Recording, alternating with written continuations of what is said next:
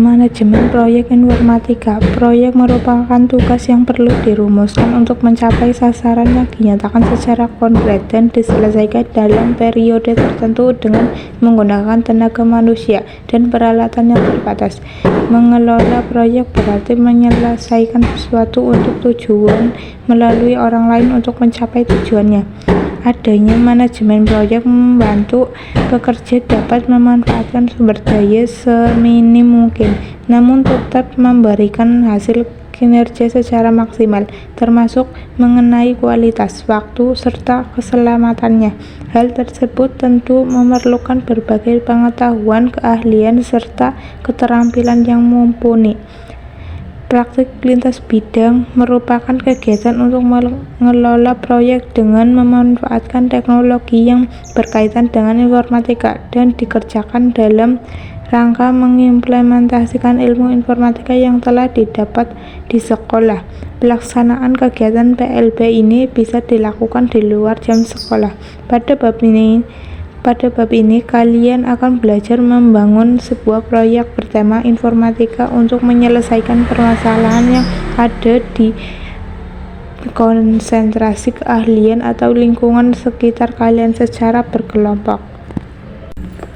1. Membuat perencanaan. Sebelum mengerjakan suatu proyek, tahap awal yang harus dilakukan adalah membuat perencanaan dan format dokumentasi yang akan digunakan pada masing-masing tahapan. Berisi elemen informasi yang lengkap seperti hari atau tanggal kegiatan, narasumber, deskripsi kegiatan, perlengkapan yang dibutuhkan, rencana jadwal kegiatan atau timeline, serta catatan. Dalam mengelola proyek, berikut ini langkah yang harus dilakukan setelah menentukan tujuan. A. Membentuk kelompok. Anda diminta untuk membentuk kelompok yang terdiri atas 5-6 orang untuk pengerjaan proyek tersebut. B. Membagi peran atau tugas.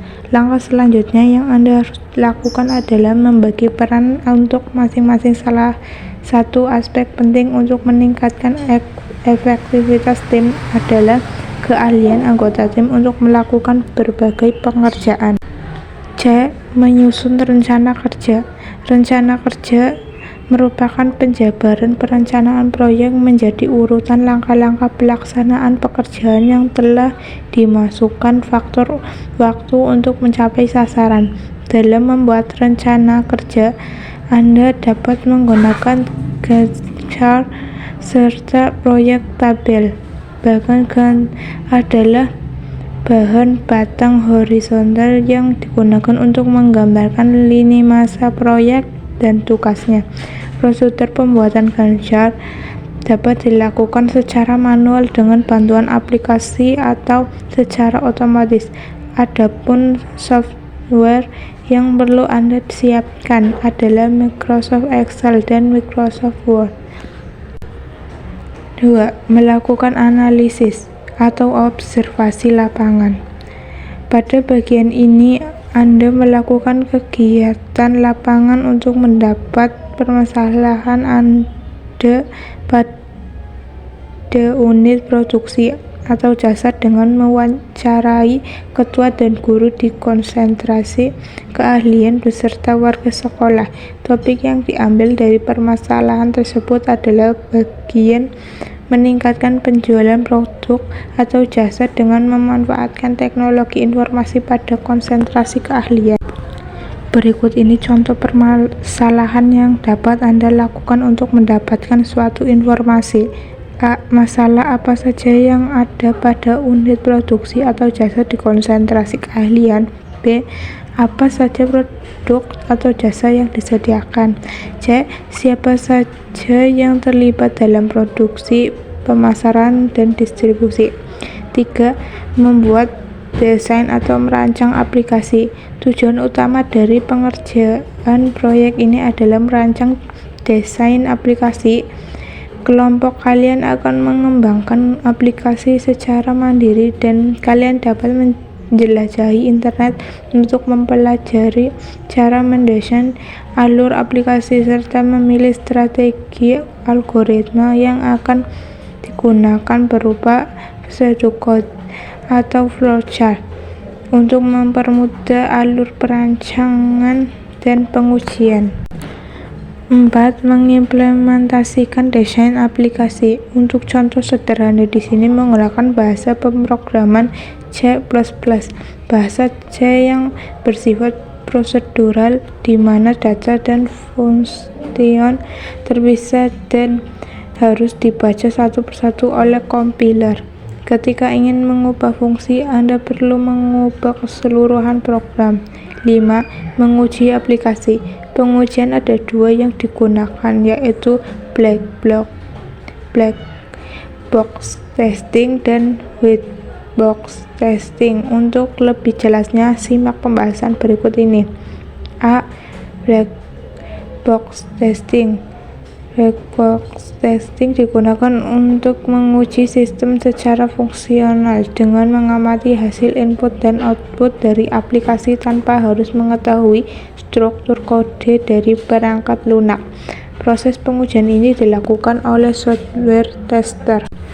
Untuk white box testing ini dilakukan oleh programmer atau developer yang paham tentang kode untuk menguji struktur internal atau alur data dan kode dari aplikasi. B. White box testing. White box testing adalah pengujian perangkat lunak yang menguji kode atau sisi internal programnya.